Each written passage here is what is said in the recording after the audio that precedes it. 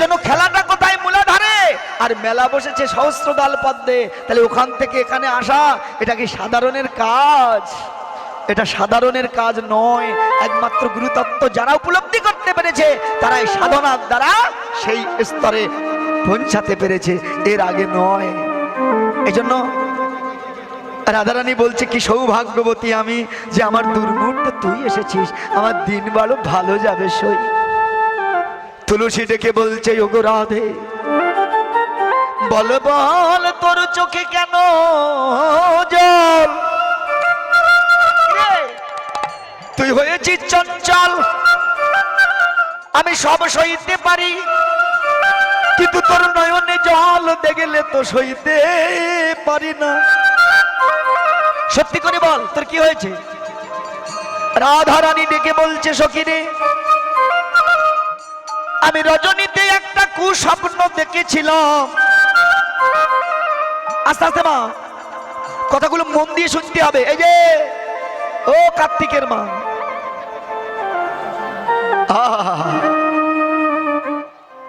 করো করো, এই ছাড়া তো আর সুযোগ পাবা না, তাই না? অসুবিধে নেই, যা পারো করো, কিন্তু শব্দ যেন না হয়। কেমন? কথাগুলো একটু মন দিয়ে শোনার চেষ্টা করো, আপনাদের জন্যই তো বলছি। আপনারা শুনলেও ভালো, না শুনলেও আরো ভালো। কিন্তু কথা কি জানেন, আমাদের সনাতন যাত্রায় দিন দিন ধ্বংসের দিকে চলে যাচ্ছে। কেমন করে এদের যে পথে আনা যায় সেদিকে আমাদের সবার লক্ষ্য করতে হবে। এই যে কমিটি দাদারা এখানে কীর্তন দিচ্ছেন, এদের স্বার্থটা কি বলতে পারেন? এরা চায় যাতে কীর্তনের দ্বারা এই সনাতন ধর্মের মানুষের কিছু চৈতন্য জাগে, তারা যেন ভজন পথে অগ্রসর হতে পারে। এত এত টাকা খরচা করে হরিবাসর আপনাদের সেবার ব্যবস্থা করেছেন, আমাদের মতো বড় বড় দল এনেছেন। এ তো কম পয়সা খরচা নয়, যাতে এই জীবের কল্যাণ হয়। কিন্তু আমরা শুধু শুনেই যাই মা, কিছু করি না। এই জন্য এখান থেকে কিছু নিয়ে যেতে হবে। বাড়ি নিয়ে শুধু বসে থাকলে হবে না। যার পিপাসা লাগে সেই তো জলের খবর রাখে, নাকি? খবর করে তো। এখান থেকে পিপাসা বাড়ানো হয়, এখান থেকে সব পিপাসা নিবারণ হয় না। আমরা সব বলি কিন্তু তা বলি না। অনেক জায়গায় যাই কীর্তন করতে, অনেকে বলে কি দাদা একটু খোলাখুলি বলেন, মানে এখান থেকে শিখে যাবে, বাড়ি দিয়ে আর গুরু ধরবে না। তত্ত্বে কি বলছে জানেন?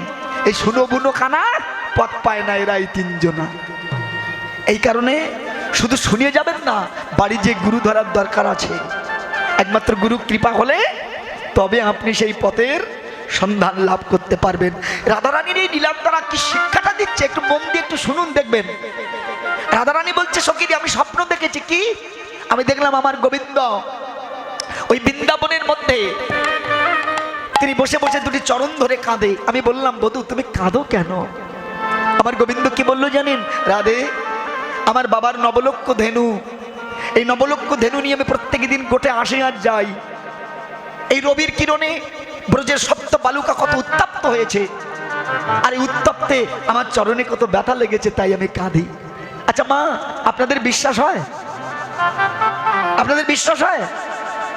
ভাগবত কি বলছে জানেন? স্বয়ং কৃষ্ণের নাই কোনো গোচারণ নীলা, স্বয়ং রাধারানীর নাই কোনো বিরহ জ্বালা। রাধারানী কোনোদিন কৃষ্ণ বলে কাঁদেনি, কারণ কৃষ্ণ কোনোদিন বৃন্দাবন ছেড়ে যায়নি। তাহলে যিনি গেলেন তিনি কে? তিনি হলো ঐশ্বর্যের কৃষ্ণ, তিনি হলো বিষ্ণুর অবতার। কিন্তু স্বয়ং কৃষ্ণ যিনি মাধুর্য মণ্ডিত কৃষ্ণ, তিনি সতত ব্রজে বিরাজ করছেন। কি বাবা ভেবে দেখুন, ওই বৃন্দাবন 84 ক্রোশ, আর আমার এই বৃন্দাবন 84 অঙ্গুলি বিশিষ্ট। ভাবুন তো, এই বৃন্দাবন ছেড়ে যদি কৃষ্ণ যায়, এই বৃন্দাবন থাকবে তো? তিনি আছেন বলেই তো আমি আছি, তিনি আছে বলেই বৃন্দাবন আছে। তিনি যদি না থাকতো মা, এই বৃন্দাবনের কোনো মূল্য থাকতো না। তাইতে তিনি সতত বৃন্দাবনে বিরাজ করছে। তাহলে রাধারানী কৃষ্ণ বলে কেঁদেছেন, তিনি হারিয়ে কাঁদেননি, তিনি কেঁদেছেন যাতে না হারায়। এই যে তত্ত্বজ্ঞ ব্যক্তি যারা, তারা সবসময় চিন্তা করে যাতে আমার কৃষ্ণ না হারিয়ে যায়। আপনি আমি প্রত্যেক দিন কৃষ্ণকে হারাচ্ছি। তত্ত্বে কি বলছে জানেন? দেহ রক্ষার হেতু হলো সাধনার ভজন, তাতে যদি সঙ্গ মেতে হয় বিন্দুর পতন। কেমনে দেহ রক্ষা হতে পারে? বিন্দুরূপী কৃষ্ণ এরা নিত্য হত্যা করে। বিন্দুরূপী কৃষ্ণ এই দেহে বর্তমান, মুহূর্তে তেজিলে হয় সমাধি সমান। দেহের চাঞ্চল্য যখন হয় বিপরীত, ভজন ঘরে গেলে নাহি থাকে হিতাহিত। দেহের চাঞ্চল্য যখন স্থির রূপে রয়, যেভাবে যে ডাকে তার শান্তি জগৎময়। তাহলে আপনি আমি প্রত্যেক দিন কৃষ্ণ ধনকে হারাচ্ছি, কিন্তু যারা তত্ত্বজ্ঞ ব্যক্তি তারা চায় যাতে নিজের সুখের জন্য, কামনার জন্য আমি কৃষ্ণকে হারিয়ে না ফেলি। এই জন্য তারা হারিয়ে কাঁদে না, যাতে কৃষ্ণ না হারায়, তাই তো দিবানিশি কাঁদে। এই হারাবার ভয় যারা আছে তারাই তো কৃষ্ণ কৃষ্ণ বলে দিবানিশি কাঁদে। তত্ত্বটা খুব গভীরের, মানুষ উপলব্ধি করতে পারে না। আর স্বয়ং কৃষ্ণের কোনো গোচারণ নীলাই ছিল না। আর যার গোচারণ নীলাই নেই, বলুন তো সেই ভগবান কেন বলছে যে আমি প্রত্যেক দিন গোষ্ঠে যাই, যেতে যেতে আমার চরণে ব্যথা হয়ে গেছে? তত্ত্বটা কি মা? সত্যি বলছে ভগবান প্রত্যেক দিন যাচ্ছেন আসছেন, যাচ্ছেন আসছেন, আজও যাচ্ছেন। কোথায়? ওই বৃন্দাবন দিয়ে নয়, আমার এই দেহরূপ বৃন্দাবন দিয়ে 21,600 বার দিনে রাতে আপ ডাউন করছে এই বৃন্দাবনের ভিতর। তত্ত্বে কি বলছে জানেন? অহকারে কৃষ্ণ করে বাহিরে কামন, সকারে শ্রীমতী রাধা করে আকর্ষণ। অসাকারে কৃষ্ণ রাধা এই ভাজ্যা হয়, ভাবনাতে বিপরীতে জানি হো নিশ্চয়। 21,600 বার সংখ্যা নির্ধারিত, জ্ঞানী বা অজ্ঞানী জীবী জপে অভিরত। অচৈতন্য হলে জীবের ইহার মুক্তি নাই, ভক্তি পথে চৈতন্য নিল আমার চৈতন্যের গোসাই।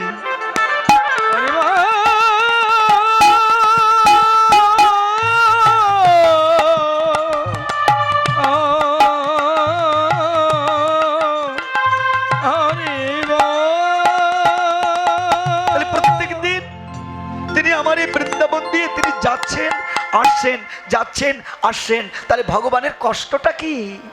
ভগবানের কষ্টটা কি জানো বাবা? ভগবান বলছে আমি ভগবান হয়ে ভক্তের মন্দিরে প্রত্যেক দিন গেলাম আর এলাম। আমার দুঃখ, আমার কষ্টটা এখানে যে আমি ভগবান হয়ে ভক্তের মন্দিরে গেলাম, কিন্তু ভক্ত আমায় চিনিল।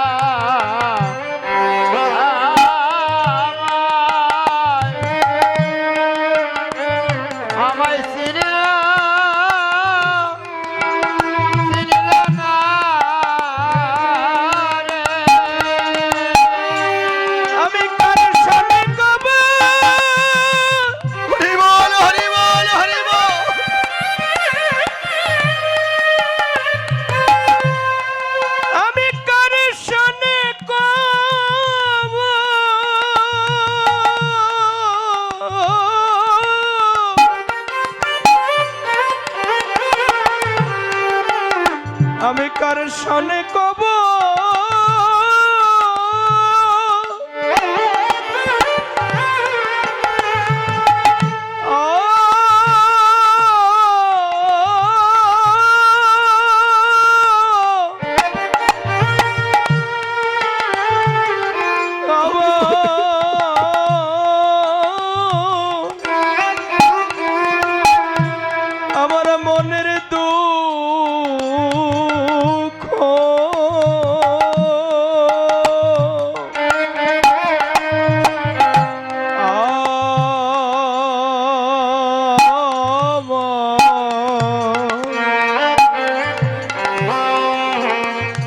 আমার ভক্ত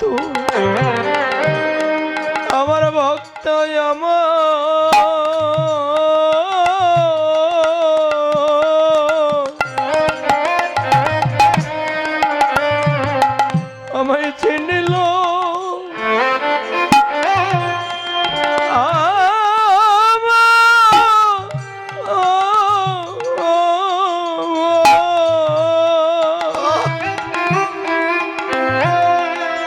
আমায় চিনল না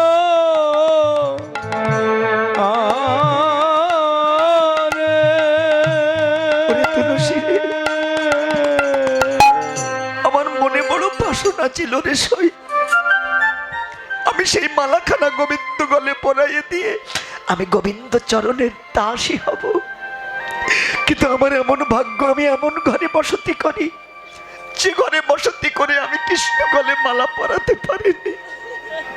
সখী রে, তাই আমার কথা নিবি, তুই যা, তুই যে আমার গোবিন্দের কাছে আমার হয়ে গোবিন্দ গলে মালা পরাই আসবি। সখী রে, আর জেনে আসিস আমি যে দিবস রজনী কৃষ্ণ কৃষ্ণ বলে কাঁদি, আমি কি কৃষ্ণ চরণ পাবো না রে সই? তাই তো শ্রীমতী রাধা রানী আমার সখী তুলসীর কণ্ঠ জড়িয়ে ধরে কাঁদে, আমার রাধিকা রূপসী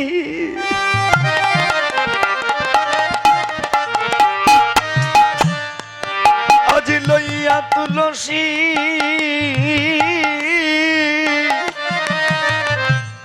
কহয়ে মরম কথা।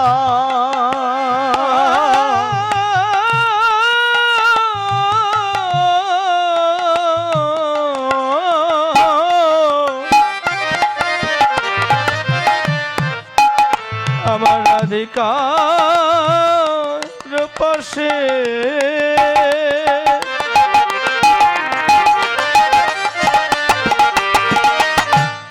লইয়া তুলসী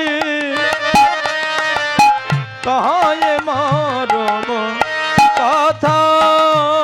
ও তুই কাননে গঙ্গনা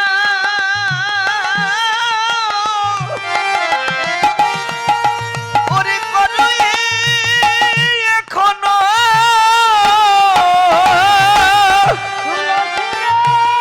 হরি বল হরি বল।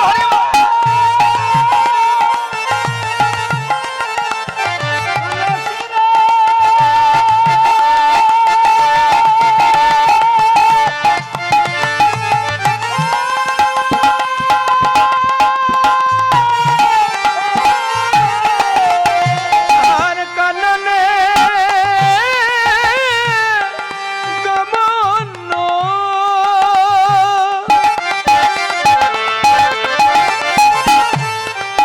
কানা এখন আমার নাগর শেখর জনা নাগর শেখর কথা। ওরে কাননে গমন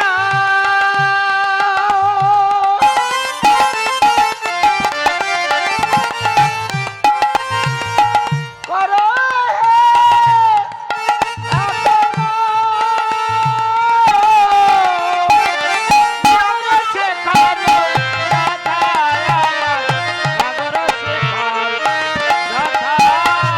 ও তুই যা যা তুলসী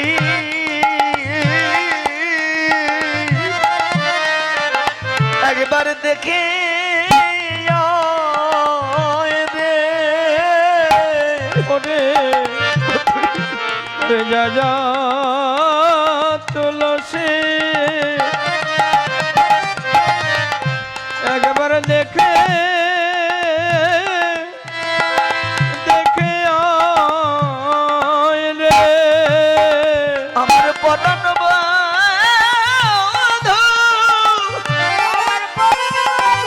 হৃদয় গৌর হরি বল হরি বল।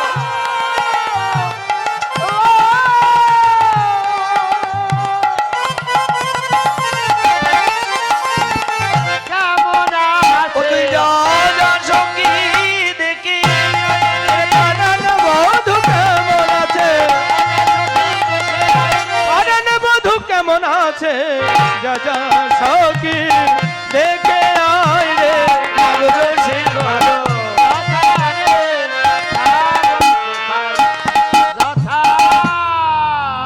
তুলসী তুই যা, তুই যে আমার গোবিন্দের কাছে আমার হয়ে সেবাখান আমার গোবিন্দ চরণে পৌঁছে দে। আচ্ছা মা, শ্রীমতী রাধারানী কি যেতে পারতেন না সেবায়? পারতেন কি না? ইতিপূর্বে তিনি অনেকবার ছলনার আশ্রয় নিয়ে তিনি গোবিন্দ সেবা দিয়েছেন, কি পারতেন কি না? কিন্তু এই লীলার দ্বারা জগৎকে শিক্ষা দিলেন, ওগো জগৎ, সরাসরি কেউ ভগবানের কাছে যেতে পারে না, কারণ তার কাছে যেতে গেলে একটা মাধ্যম দরকার হয়, আর এই মাধ্যমটাই হলো সদ্গুরু। যিনি এই জগতে যার গুরু আছে জানেন, তার আর এই সংসার সমুদ্রে ডুবে মরার ভয় থাকে না। যেন মা, আমাদের তো সুন্দরবন এলাকায় বাড়ি, একেবারে বাঘের দেশের মানুষ আমরা, জানেন তো। ওখানে ওই সুন্দরবনের চরে তারা গাভীকে প্রত্যেক দিন বেঁধে রেখে আসতো। গাভী প্রত্যেক দিন ওখানে ঘাস খেত, আর একটা বাঘ প্রত্যেক দিন বন থেকে লক্ষ্য করতো, মনে মনে চিন্তা করতো, যদি এই গাভীর মাংস খেতে পারতাম গো। বাঘ চাঞ্চে আছে। একজন এই গাভী কি করলো জানেন, দড়ি ছিঁড়ে বনের মধ্যে প্রবেশ করলো। বনের মধ্যে প্রবেশ করে দেখতে পায় সুন্দর একটা পুকুর আছে, সেখানে জল নাই, কিন্তু কচি কচি ঘাস জন্মেছে। গাভীর খুব লালসা হলো। কথায় বলে না, লোভে পাপ, পাপে মৃত্যু। যেই মাত্র লালসায় পতিত হয়ে যেই মাত্র ওই পুকুরে ঝাঁপ দিল, ভগবানের কি লীলা জানেন, ওই গহীন কাদার ভিতরে ও ডুবে গেল, আর উঠতে পারছে না। এদিকে বাঘ মনে মনে চিন্তা করছে, এই তো সুযোগ, অনেক দিন ধরে মনে বাসনা, আমি গাভীর মাংস খাবো, আর যখন সুযোগ পাই তাহলে আর না খেয়ে ছাড়া নাই। কিন্তু বাঘ তো জানে না, ও তো পড়ে গেছে কাদার মধ্যে, আমি পড়ে গেলে আমিও ডুবে যাব, আমিও উঠতে পারবো না। কিন্তু কে শোনে কার কথা? কে বাবা? শুধু বাঘ নয়, আপনি আমিও তো কম নই। কি আমরা অনেকে জানি, একবার যদি সেখানে যাই না তা আর উঠতে পারবো না, কিন্তু সে কথা কজন ভাবে? যেই মাত্র ঝাঁপ দিল, অমনি ওই কাদার মধ্যে ও ডুবে গেল। বাঘও ডুবে গেছে, হায় রে গাভীও ডুবে গেছে। তখন বাঘ ডেকে বলছে গাভীর কাজে, আরে বাঘ, ওরে গাভী, অনেকদিন ধরে আশা ছিল তোর মাংস খাবো, কিন্তু আশা তো পূর্ণ হলো না। তা শোন, তুইও মরবি, আমিও মরবো, মাথাখানা একটু এগিয়ে দিবি, কামড় দিয়ে রক্ত চুষে খেয়ে মনোবাসনা একটু পূর্ণ করে যাই। মরে যাচ্ছে কিন্তু লালসা যাচ্ছে না, দেখেছেন? এটাই তো হয়। কে বাবা? গাভী তখন হেসে বলছে বাঘের ধারে, ওরে বাঘ, মিশেই তোর দাবি, আমি মরবো না, কিন্তু তুই মরে যাবি। বাঘ বলে, ব্যাপার কি? তুইও কাদায় পড়েছিস, আমিও কাদায় পড়েছি, তাহলে তুই বেঁচে যাবি, আমি মরে যাব, তা কি করে হয়? গাভী বলছে, শোন, আমার কিন্তু মালিক আছে, তোর কিন্তু মালিক নাই। বেলা যখন অবসান হবে, আমি যখন ফিরবো না ঘরে, মালিক ভাববে অন্তরে, নিশ্চয়ই আমার গাভী কোনো বিপদে পড়েছে। আমার মালিক কি করবে জানিস? লন্ঠনটা ধরিয়ে নিয়ে আমার নাম ধরে ডাকতে ডাকতে আসবে কাননে। কাননে এসে দেখবে আমি কাদায় পড়ে আছি, তুই আমার পিছনে পড়ে আছিস। মালিক ভাববে, নিশ্চয়ই এই হিংস্র বাঘের কারণে আজ আমার গাভীর এই দশা হয়েছে। তখন আমার মালিক কি করবে জানিস? সুকৌশলে আমাকে এখান থেকে তুলে নিয়ে যাবে, আর যাওয়ার সময় তোর কি করে মরণ হবে, আমার মালিক কিন্তু সে ব্যবস্থাও করে যাবে। কি বাবা, তত্ত্বটাই এখানে। এই সংসারে যার মালিক আছে, গুরু আছে, এই সংসার সমুদ্রে তার আর ডুবে মরার ভয় থাকে না। গুরু অনায়াসে তাকে কৃপা করে এই সংসার সমুদ্র থেকে নিতাই গৌর হরি বল বলে উদ্ধার করে নিয়ে।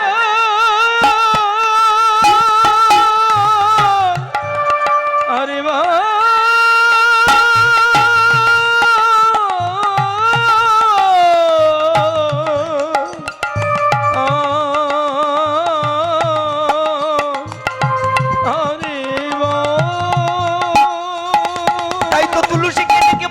তুলসী তুই যা, তুই যে গোবিন্দের কাছে আমার হয়ে গোবিন্দ সেবা দিয়ে আয়। তুলসী বলছে রাধে আশীর্বাদ করিস যেন তোর মনোবাসনা আমি পূর্ণ করতে পারি। যেই মাত্র তুলসী আমার গমন করবেন বলে উদ্যত হলেন, পিছন দিক থেকে রাধারানী ডেকে বলছে তুলসী এই যে, ও তুলসী এই যে। থাম থাম, আপনাদের না কিন্তু মা, আপনারা গল্প করুন, আমি তুলসীকে ডাকছি। দেখিয়া তুলসী,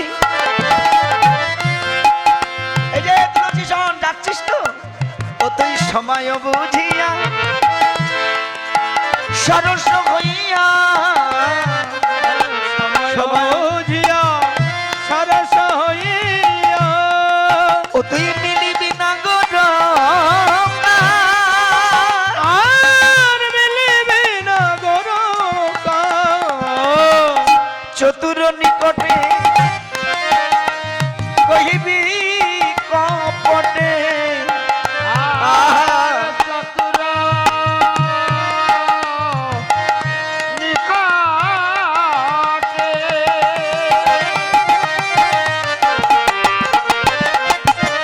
কহিবি কপটে, ও তুই রাখিবি আপন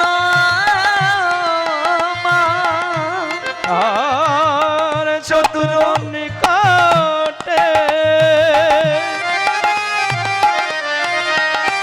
কহিবি কপটে, রাখবি আপন মান। নারীর মান যেন খোয়াস নাশ হই,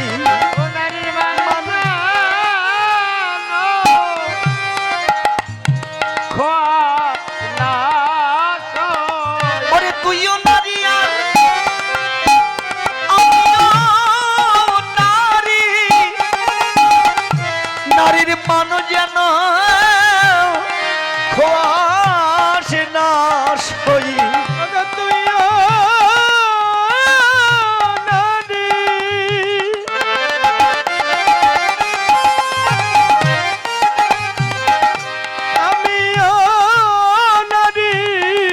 নারীর মান যেন খোয়াস নাশ হই।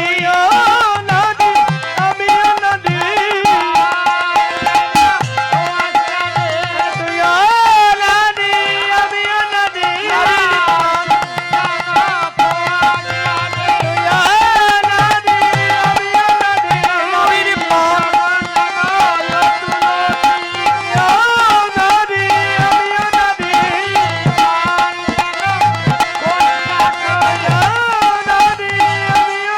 নারীর মান যেন খোয়াস নাশ হই।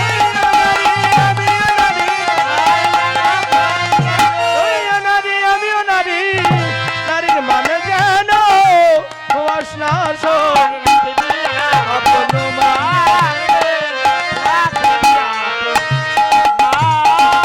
শোন তুলসী, আমিও নারী তুইও নারী, নারী হয়ে যেন নারীর মান খোয়াস না।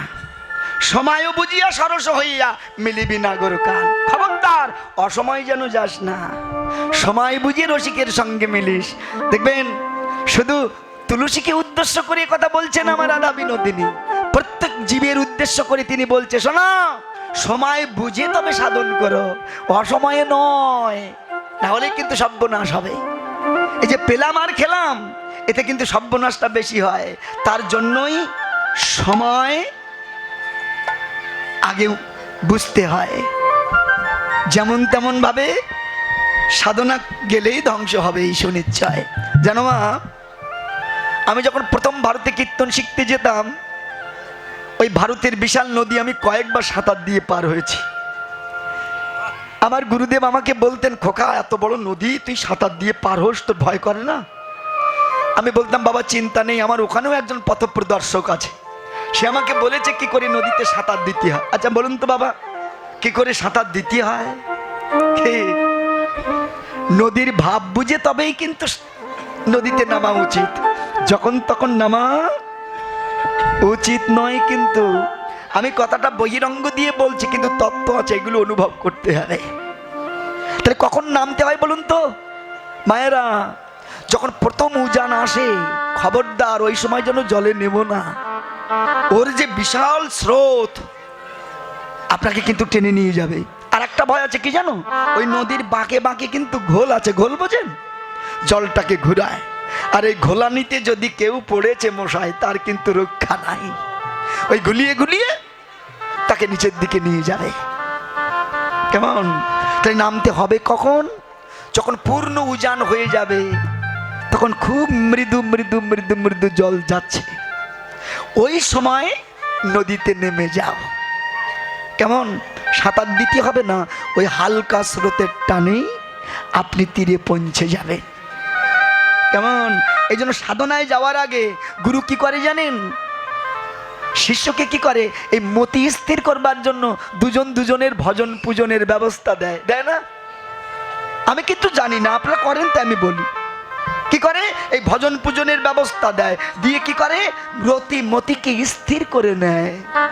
যখন রতি মতি স্থির হয়, ওই সময় তুমি সাধনে নেমে যাও, দেখবে নিতাই গৌর হরি বল বলে আর ডুবে মরার ভয়।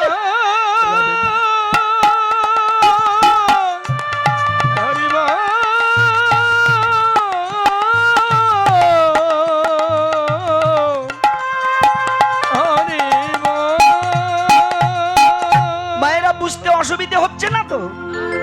কি বোঝে তা জানি না, বোঝো তা বোঝো, না হলে একটু মুখ বোঝো।